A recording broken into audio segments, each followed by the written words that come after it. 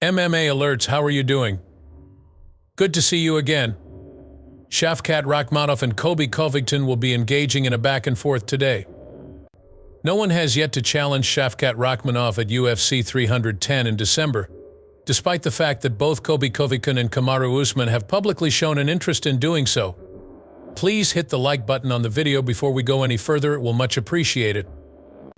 On Monday, Rakhmonov criticized the two fighters on social media, tagging them in a post where he said that all he's been hearing are bogus threats in light of the fact that UFC 310 is less than 30 days away.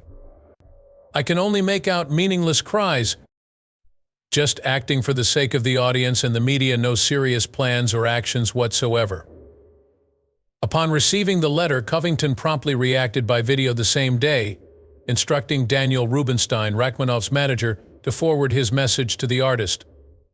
Someone just sent me the tweet about that large, gooey rat by Rubenstein. Junior, pay attention. Use that large, vacant head connected to that gooey body to communicate in whatever caveman dialect you see fit. Neither bluffing nor posture is something I do.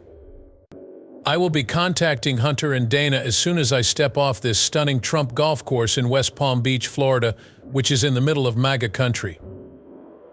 We can all tell that you are just trying to gain attention, you dweeb. In response, the Nomad wrote, "Let's go, I'm ready" on Instagram. In the octagon, your words will do you no good.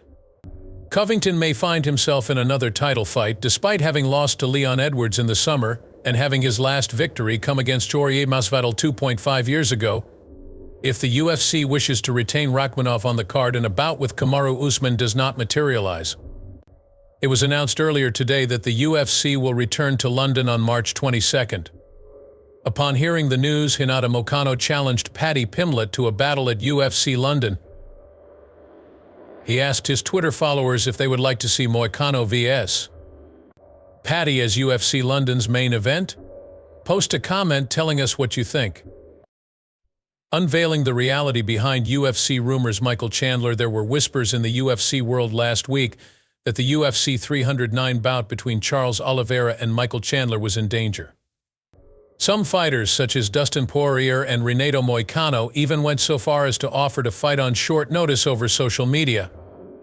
The rumors never materialized, and now that fight week has begun, the rematch between Chandler and Oliveira in the co-main event is set to go forward as planned. Chandler explained his position on Monday's broadcast of Era of Hulwani. "I have a theory, let it be known that I endured a layoff that lasted over 2 years. Conor's bout is postponed 13 days before the scheduled 10-week training period. Perhaps there was some backstabbing going on between them. Maybe we should just let it slip that the fight is back on again. We should make Chandler very anxious. Nevertheless, I have been so detached from everything except training at the gym, writing in my notebook daily, watching movies and building myself up that I have completely neglected to contact my boss. And I certainly didn't transmit it to them. I didn't even ask if we could investigate this. Who should we contact, Hunter? Shall we try to understand what's happening?"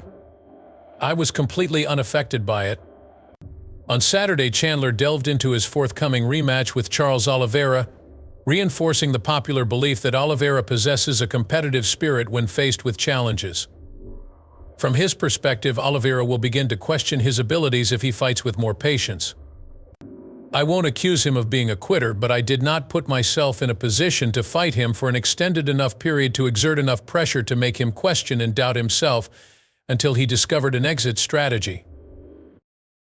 I believe I will do it this time." In addition, Chandler addressed the cancelled bout with Conor McGregor, adding that he is still of the belief that the match should and will take place.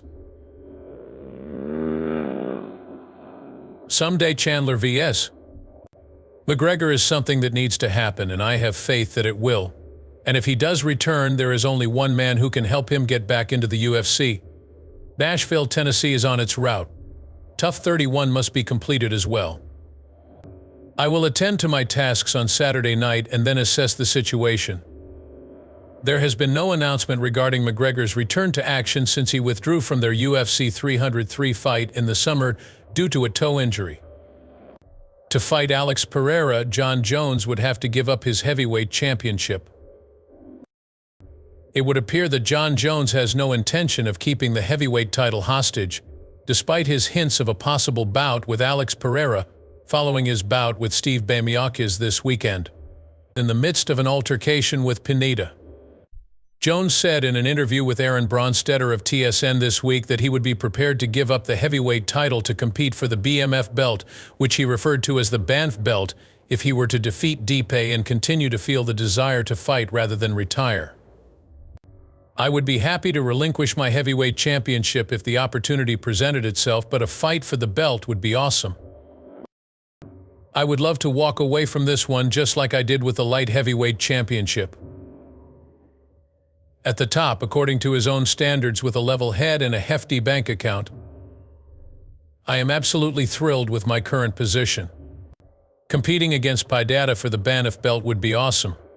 We'd be in the same weight class and each have 2 belts. On the night of our bout, we would both be vying for the Banff belt, our third and final title. That sounds awesome, doesn't it? One of the main criticisms leveled against the Jones and Chimaev bout is that it prolongs the wait for the interim champion in the division, despite the fact that the MMA world would never get to witness Jones and Aspinall square off. A possible bout between Jones and Pineda for the BMF belt could get traction in the mixed martial arts community if Jones decides to step down as heavyweight champion. So here's what the mixed martial arts community thought. In my opinion, Germaine Duran was the last champion who relinquished the belt due to extreme fear of confrontation. Cyborg Tom Aspinall is John's Chris. If he plans to fight at light heavyweight instead of the top contender, then why did he even step up to heavyweight? In order to avoid Aspinall, Bro is prepared to give up his unchallenged championship belt. Incredibly funny. Jon Jones, I have no problem pushing myself, but I will only do it against strikers who are helpless against takedowns. What about using a BMF belt for ducking? Nate Diaz is in a state of pure joy. Triumphs in a lopsided bout to claim the heavyweight championship, successfully defends it, and is prepared to step down. It is really ridiculous. At this stage, it's simply humiliating. He is prepared to relinquish his title to Aspinall.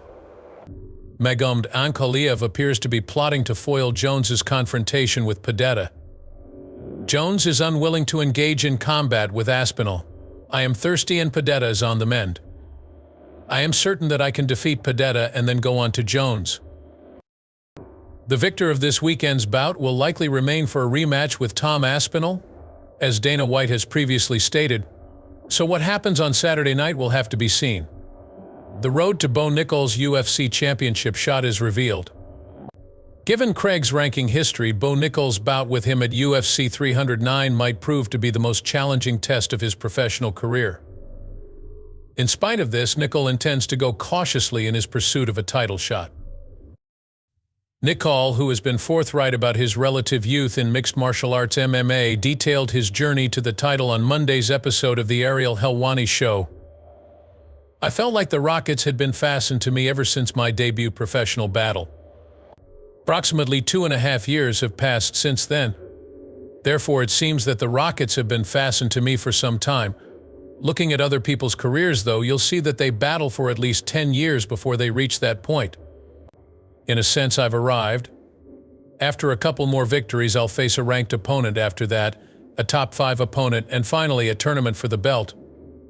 According to that trend, I will have fought 6 times by the time I reach the halfway point. If Nickal manages to defeat Craig this coming weekend in New York City and is still looking for an unranked opponent to face before moving forward with his career, former one-champ Rainier de Ryder, who defeated Gerald Meerschaert last weekend, has already expressed his willingness to fight the NCAA legend.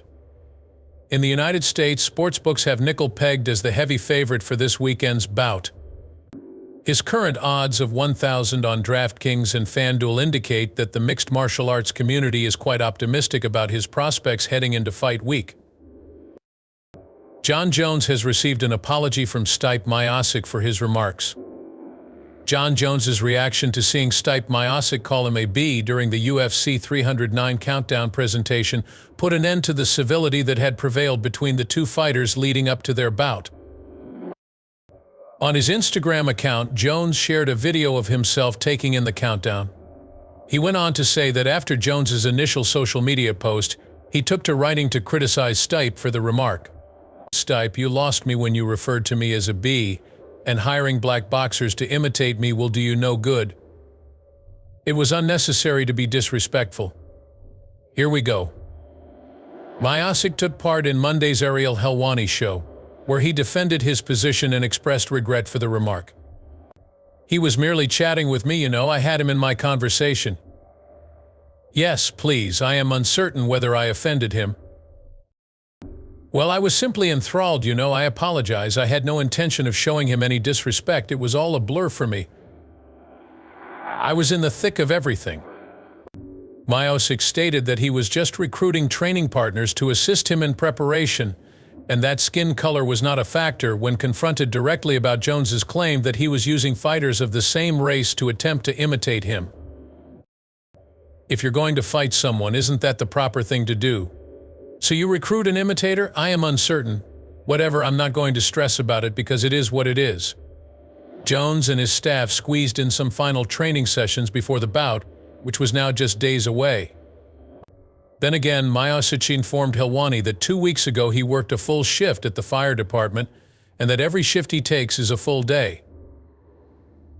Every one of them is 24 years old. Even if we go to bed at a reasonable hour because, well, you have to get some shut-eye, we still get calls all night long. As a worker, you must do that. If Miocic continued working shifts at the firehouse even while he was champion, he probably won't let the 2-week break affect him on fight night. Do you want Jorge Masvidal or Leon Edwards? After that, even though Dana White stated that the UFC likely would not bring Jorge Masvidal and Tyron Woodley back after their recent boxing stints, given that both fighters were on significant losing streaks before leaving the company, Masvidal is adamant about making a return to the UFC. Regarding Masvidal, he has previously stated his desire to be in title contention upon his return to action. However, he has now mentioned Leon Edwards as a possible opponent for next year, citing their animosity stemming from the backstage brawl that occurred after Masvidal's 2019 fight with Till in London. When speaking with Give Me Sport, Rocky is terrified of him, he said, ripping Rocky to shreds. "We're planning to join the UFC in the coming year. To my mind, Leon is the one. Let's take a chance on the world's most famous man. I will verify my identity. A match with the greatest in the world is something I'd like immensely. Through it all, I haven't been actively participating for a while. We can explore the possibilities. All of our money is going into me. Leon is frightened of me, dude. This has never been his desire. Behold, I am addressing him by name. Fight if you so desire. Fighting is not necessary. How are you doing, Mom? Following his signing with Dominance MMA run by Ali Abdelaziz, there has been no news on whether Dana White has reconsidered his position on re-signing Game Bread to the promotion. Despite his animosity for the original BMF, Leon Edwards may not be interested in battling his way back into title contention by connecting. At the last MMA event we witnessed, Masvidal lost in front of his Miami fans for the 4th time in a row. With Khamzat Chimaev's victory, Bo Nickal was impressed. Robert Whittaker had previously fought a former Olympian named Joel Romero for 10 rounds a few years ago, so few expected that Khamzat Chimaev, the betting favorite, would submit Whittaker in the first round of their bout that took place late last month. Bo Nickal praised Chimaev for finishing the first round during his virtual appearance on the Ariel Helwani show before his fight with Paul Craig this weekend.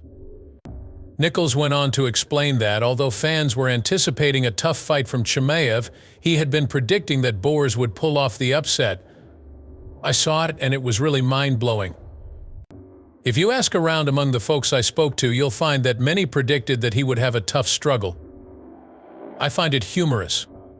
To be honest, I had assumed he would target Whittaker in that way. Thinking that is one thing, to imagine it occurring, but he pulled it off, which is just remarkable. It appeared like he brought a new mindset to the fight, which was interesting to observe, but I'm definitely looking forward to fighting Whittaker because he's not an easy opponent, and he made it look easy in his last performance. Though he's clearly ahead of me at the moment, I'll make up ground quickly once he fights for the belt. The mixed martial arts community and Ariel Helwani are interested in seeing Chimaev and Nickal square off. In fact, Helwani is now referring to this bout as his dream fight at 185 pounds. It seems like we'll have to be patient until that fight may possibly take place. As Nickal continues to prepare for his top-ranked opponent, Chimaev patiently awaits the outcome of the DDPV's Strickland bout, which he hopes will take place early next year. Due to the disclosure of sensitive court documents, the trial of Conor McGregor concluded today. A link appears to have been left open, enabling legal practitioners to view proceedings, according to the judge. Consequently, he claims that someone captured a screenshot of Wednesday's activities and expresses his strong disapproval. Defies the court's orders. After this, court quickly adjourned for the day and will reconvene tomorrow after the trial is over.